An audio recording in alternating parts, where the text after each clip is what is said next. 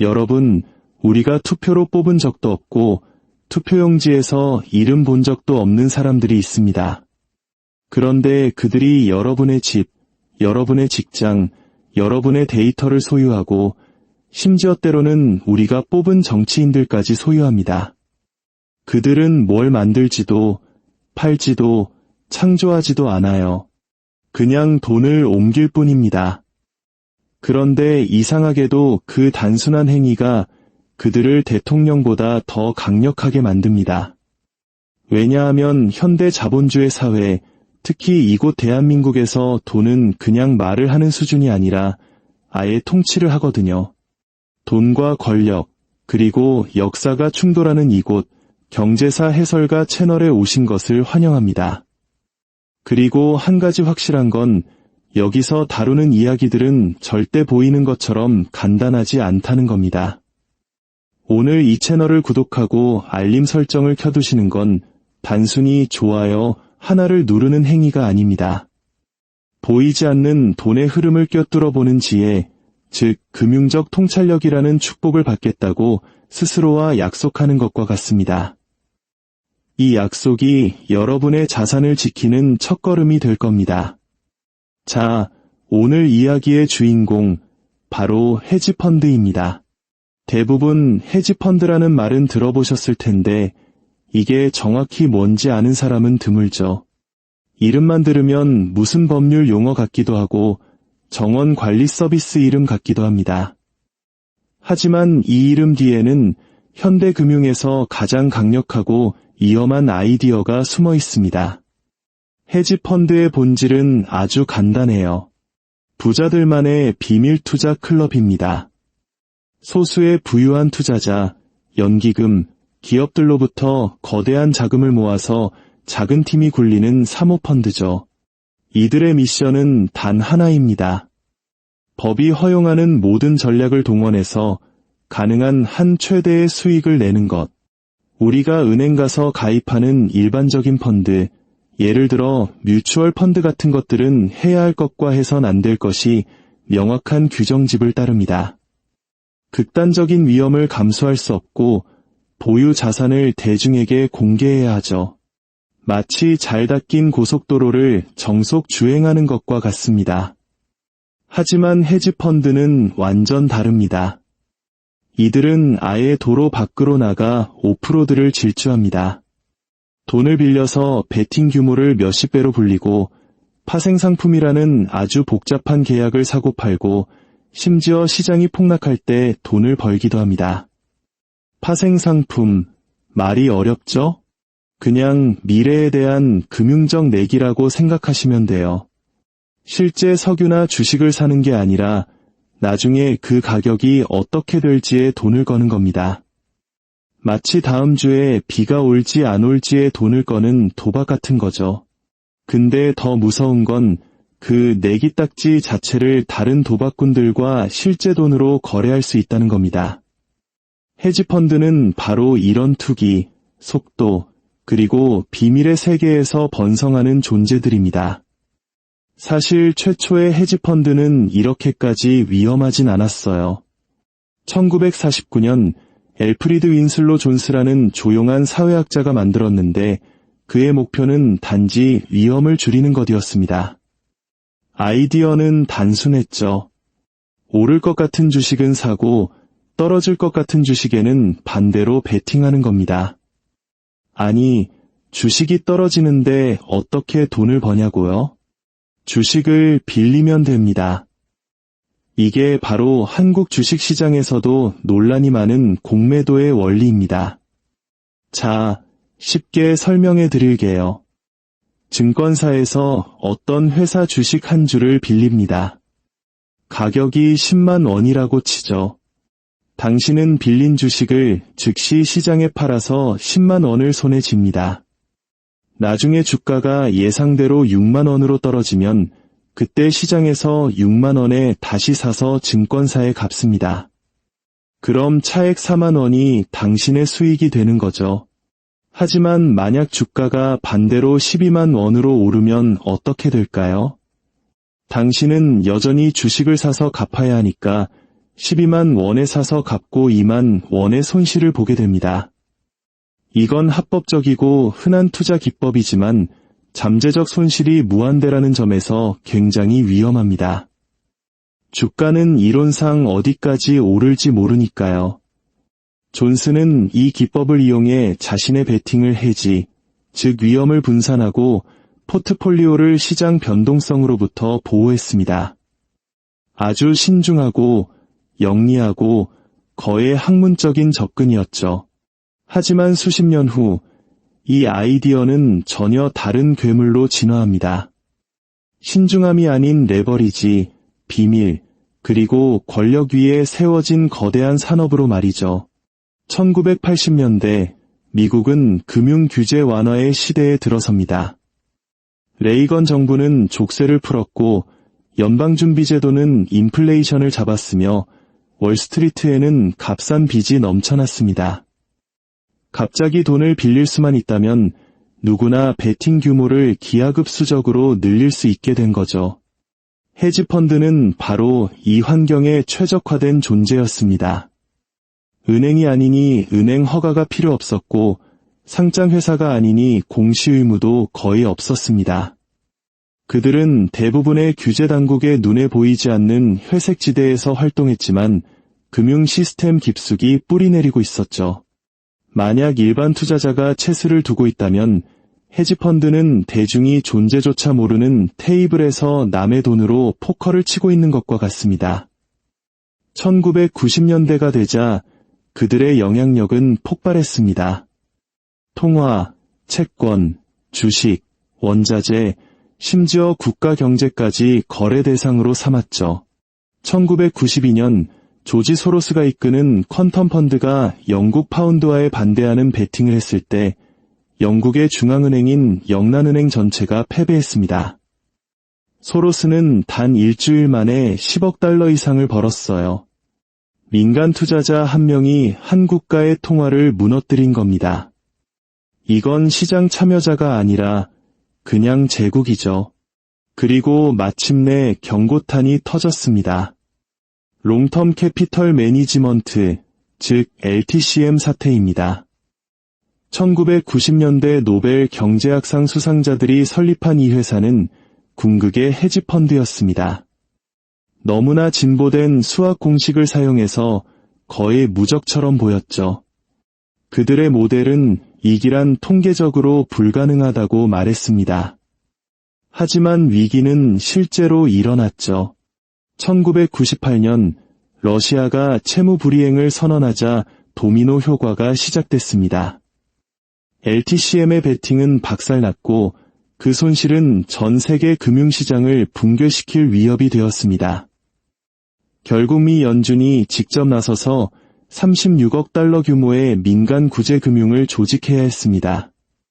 완전한 전염을 막기 위해서였죠. 바로 이 순간 헤지펀드들은 아주 심오한 교훈을 얻습니다.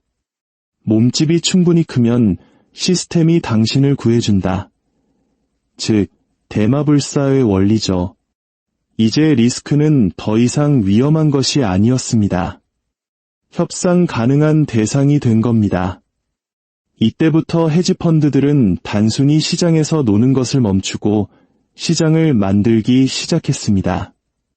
가격뿐만 아니라 정책에도 영향을 미칠 수 있다는 사실을 깨달은 거죠.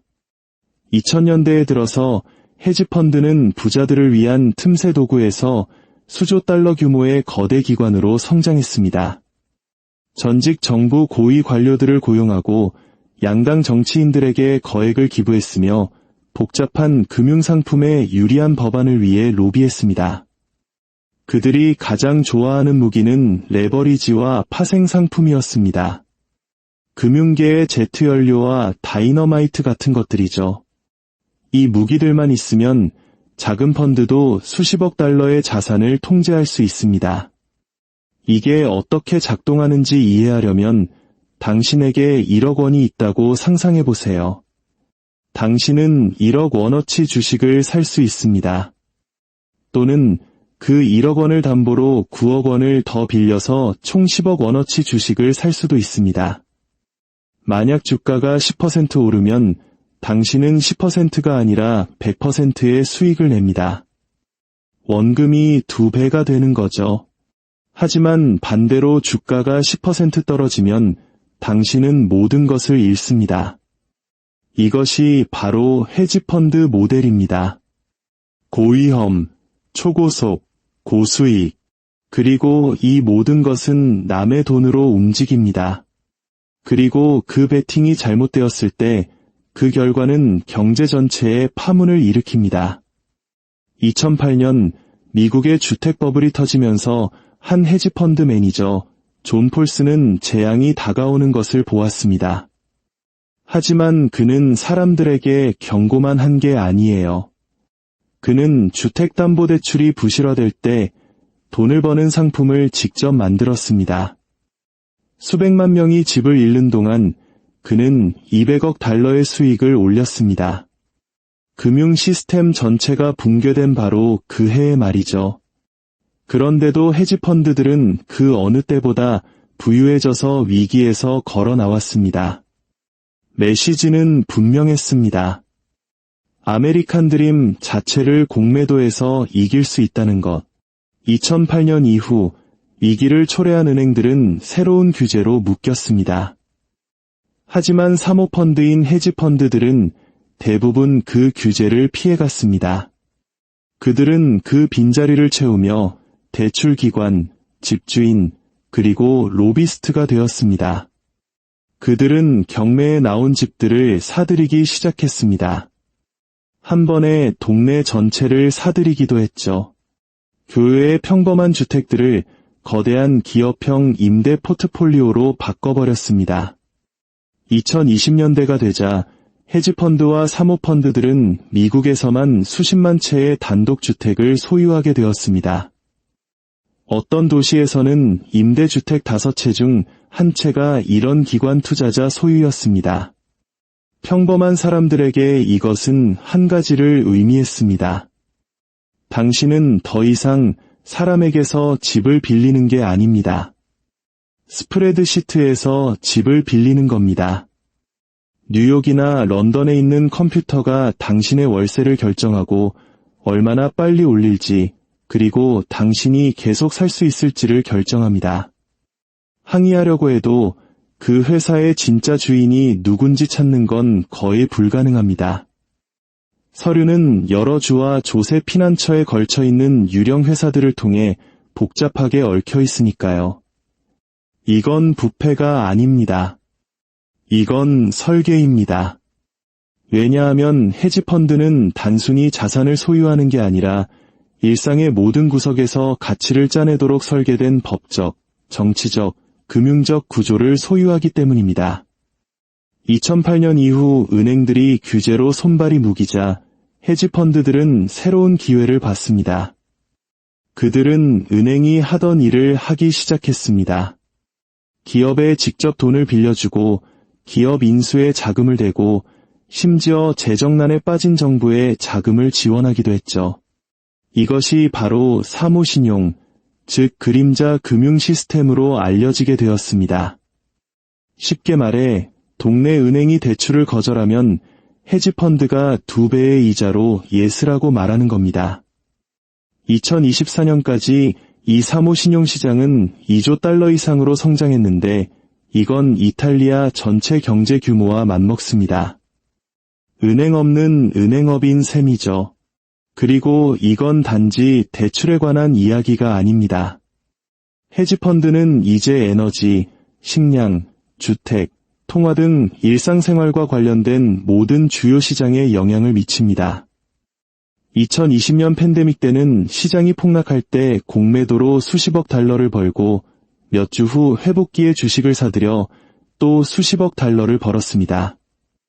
2022년 인플레이션이 닥쳤을 때는 밀, 석유, 금속 같은 원자재로 눈을 돌려 희소성으로 이익을 챙겼습니다.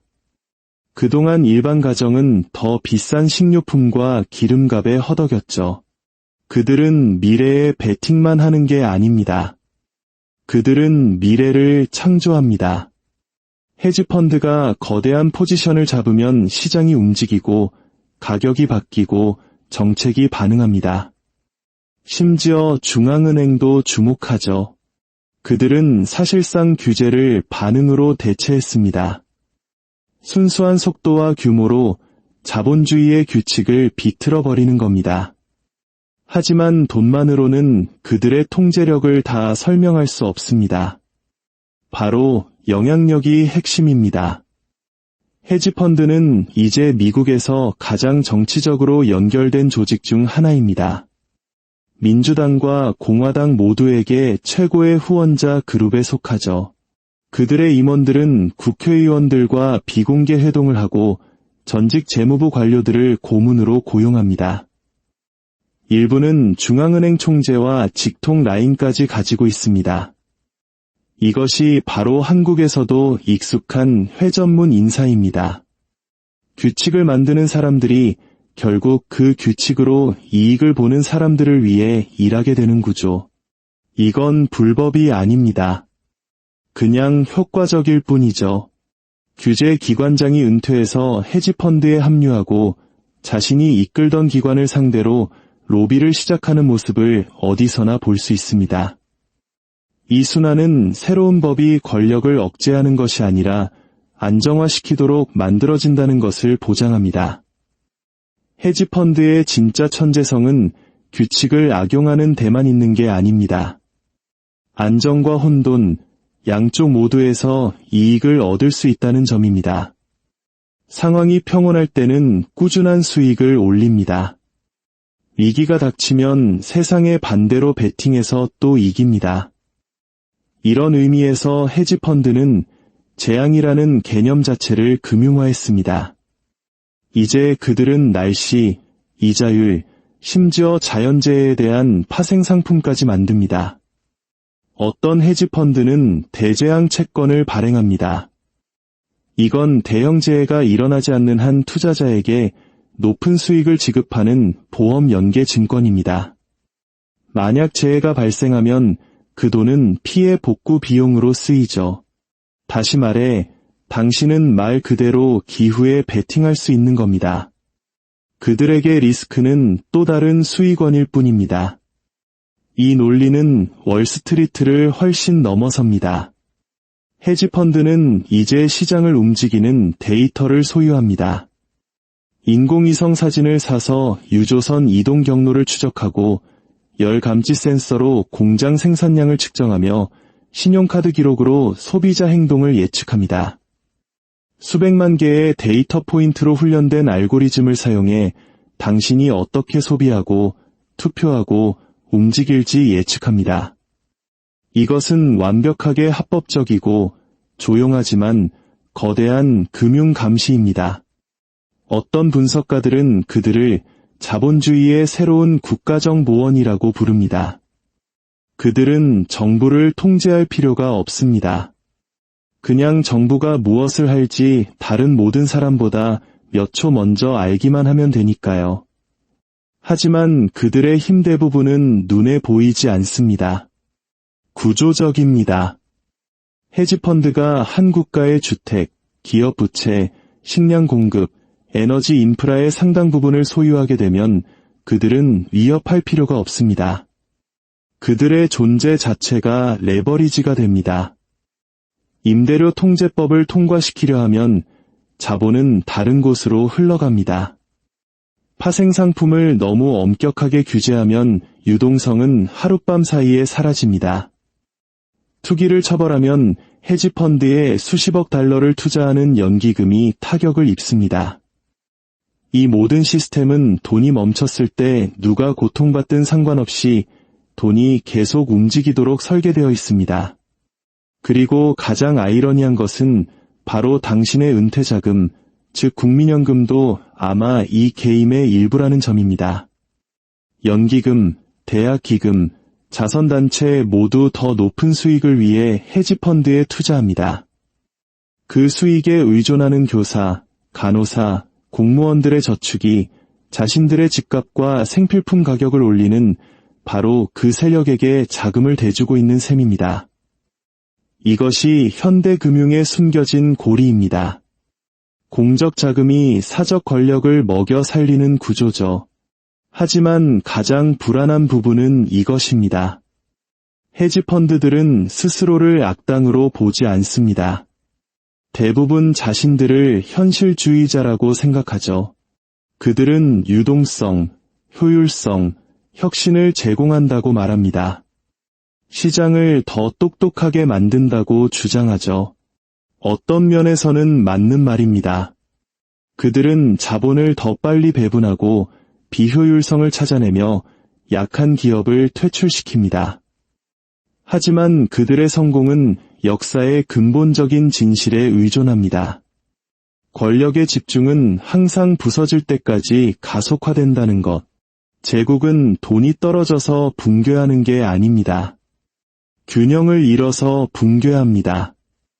르네상스 시대 베네치아의 상인조합은 왕보다 더 강력해질 때까지 무역로를 통제했습니다. 동인도 회사는 영국 본국의 군대보다 더 큰 사설 군대를 거느리며 나라 전체를 지배하는 제국을 건설했습니다. 그리고 이 제21세기 제국은 배나 향신료 위에 세워지지 않습니다. 레버리지와 데이터 위에 세워집니다. 헤지펀드는 새로운 무역회사이며 자본이 법보다 빠르게 움직이는 세상의 사적인 주권 국가입니다. 그들은 국기를 개양하지 않고 수익률을 올립니다. 전쟁을 선포하지 않고 양쪽에 자금을 댑니다.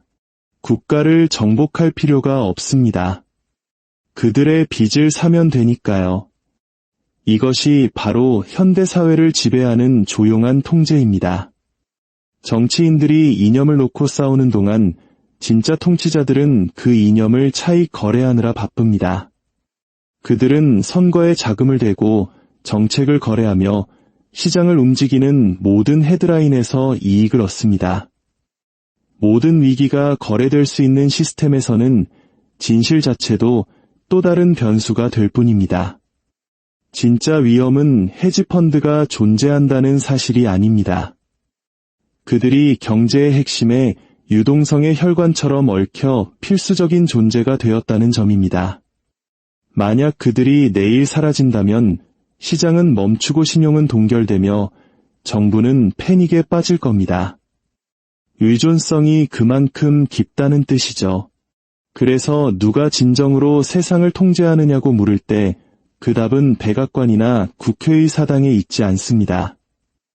그 답은 아침 식사 전에 국가의 운명을 결정하는 스프레드시트와 리스크 모델 속에 있습니다. 과거의 제국은 땅을 정복했습니다. 지금의 제국은 유동성을 정복합니다. 비극은 우리가 민주주의를 부패에 잃었다는 게 아닙니다.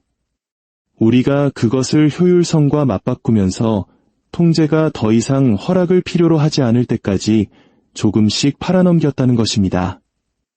역사는 반복되지 않지만 그 패턴은 익숙합니다. 정치를 통해서가 아니라 빚과 데이터와 욕망에 대한 권력을 통해 새로운 지배계급이 등장하는 것. 그리고 레버리지 위에 세워진 모든 제국은 결국 같은 교훈을 배우게 됩니다. 당신은 영원히 시스템을 공매도할 수 없다는 것을. 오늘 이야기가 새로운 관점을 제시했다면 구독 버튼을 눌러주십시오. 역사는 답을 알고 있습니다. 저는 여러분께 그 답이 어디에 있는지 보여드리겠습니다.